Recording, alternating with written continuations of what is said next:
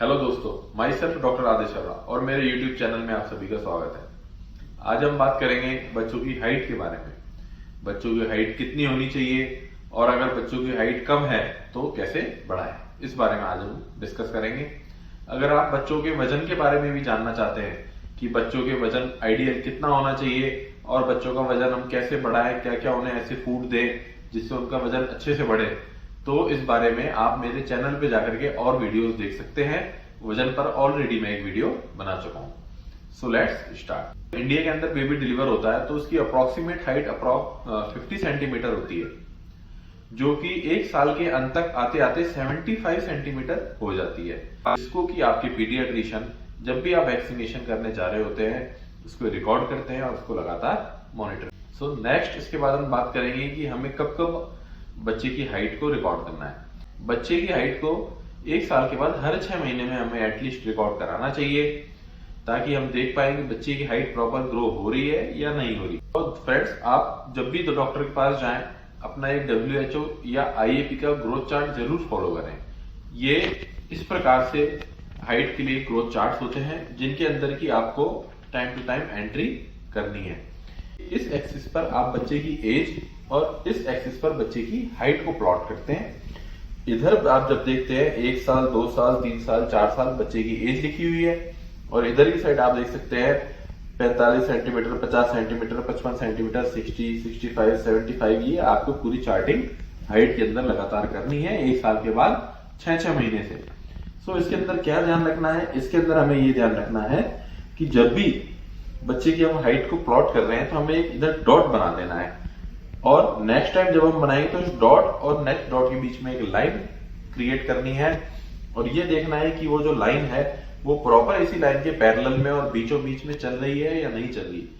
अगर कभी भी आपको ये लग रहा है कि लाइन फ्लैट हो गई है या इस सबसे नीचे वाली लाइन जो कि 3rd सेंटाइल की लाइन है इससे नीचे आ गई है, तो इट मीन्स ये दिक्कत की बात है। आप मेरी स्क्रीन पर ये चार्ट देख सकते हैं जिससे आपको पता लग जाएगा कि बच्चे की एज के अकॉर्डिंग हाइट कितनी होनी चाहिए। अप्रोक्सीमेट 1 साल का बच्चा जो कि 75 सेंटीमीटर का हो जाता है, 1.5 साल का लड़का 81 से 82 सेंटीमीटर के आसपास हो जाता है, 2 साल का 81 सेंटीमीटर, और इसी प्रकार से आप ये मेरी स्क्रीन पर पूरा चार्ट देख सकते हैं कि इस हिसाब से बच्चे की हाइट लगभग इतनी बढ़नी चाहिए। इसी के साथ में मैंने एक चीज और मेंशन करी है कि अगर ये लेस देन 3rd सेंटाइल से नीचे है, जिसे कि शॉर्ट स्टेचर कहा जाता है, अगर उससे नीचे कभी भी किसी भी पर्टिकुलर पॉइंट पे, जैसे कि माने चाहे 2.5 साल पे बच्चे की एज 86 सेंटीमीटर से नीचे आ रही है, तो आपको तुरंत जाकर अपने पीडियाट्रिशियन से संपर्क करना है कि बच्चे का हाइट कम है, शॉर्ट स्टेचर कैटेगरी में है।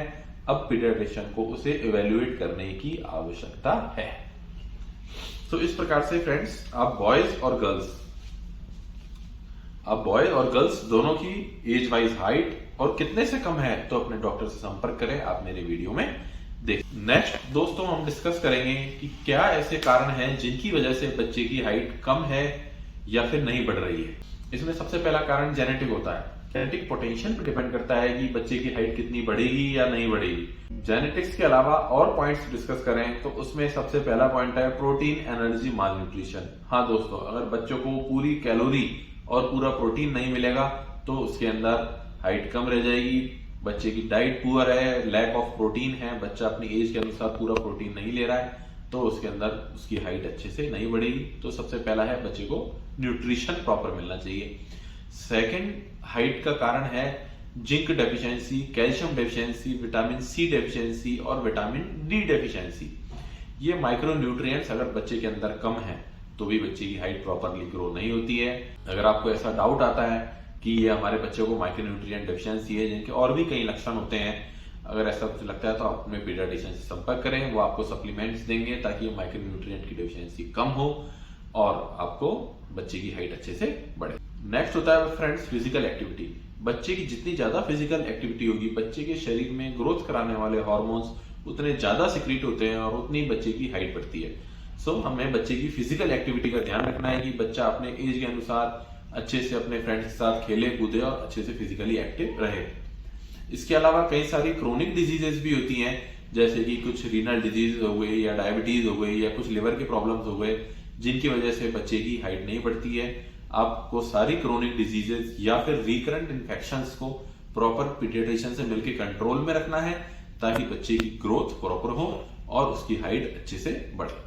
आप जब भी अगर आपकी हाइट कभी भी शॉर्ट स्टेचर की कैटेगरी में आती है, जैसा मैंने आपको बताया लेस देन 3rd सेंटाइल वाली लाइन के नीचे आ रही है, या फिर आप मेरे चार्ट में भी देख सकते हैं पर्टिकुलर जो मैंने हाइट्स लिखी हैं शॉर्ट स्टेचर की उससे कम आ रही है, तो आपको पीडियाट्रिशियन के पास जाके संपर्क करना है। वो हो सकता है आपके बच्चे के कुछ एक्सरे कराएं, अपर सेगमेंट और लोअर सेगमेंट की अलग अलग हाइट नापें, जिससे उन्हें उसके कॉज का आइडिया लगेगा। आप बच्चे की एक एवरेज हाइट कितनी बच्चा अचीव कर सकता है, ये मिड पेरेंटल हाइट से आप निकाल सकते हैं, जिसका कि फॉर्मूला आप मेरी स्क्रीन पर देख सकते हैं। इससे आप देख सकते हैं कि बच्चे की एवरेज हाइट गर्ल्स में और बॉयज में कितनी है। सो ये अपन बच्चे की टारगेट हाइट देख सकते हैं मिड पेरेंटल फॉर्मूला से। इसके बाद हम डिस्कस करेंगे फ्रेंड्स कि अगर बच्चे की हाइट कम है तो उसे कैसे बढ़ाया जाए।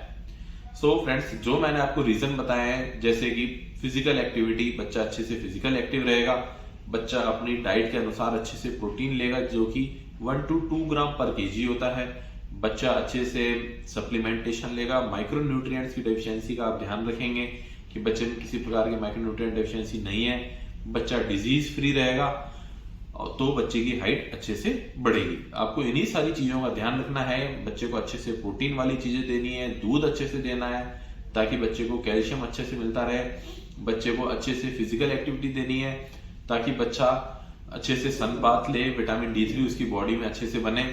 और हाँ, बच्चे को एडिक्वेट स्लीप भी जरूरी है। हमारी बॉडी के अंदर कुछ हार्मोन्स ऐसे भी सीक्रेट होते हैं जो कि सिर्फ सोने के टाइम पर ही सीक्रेट होते हैं, तो बच्चे की ग्रोथ के लिए एडिक्वेट स्लीप भी इसलिए उतनी ही जरूरी है जितना कि फिजिकल एक्टिविटी। अगर बच्चा अच्छे से सोएगा नहीं तो नेक्स्ट डे हो सकता है वो थका हुआ फील करे, या फिर उसकी बॉडी में कुछ हार्मोनल इम्बैलेंस हो, या फिर हो सकता है बच्चा अच्छे से रात को नहीं सो रहा हो तो डे टाइम स्लीपीनेस हो, जिसकी वजह से बच्चे की हाइट अच्छे से ग्रोथ नहीं होती है। सो बच्चे का एक पर्टिकुलर टाइम टेबल होना बहुत जरूरी है जिसमें कि सभी चीजों का प्रॉपर बैलेंस हो।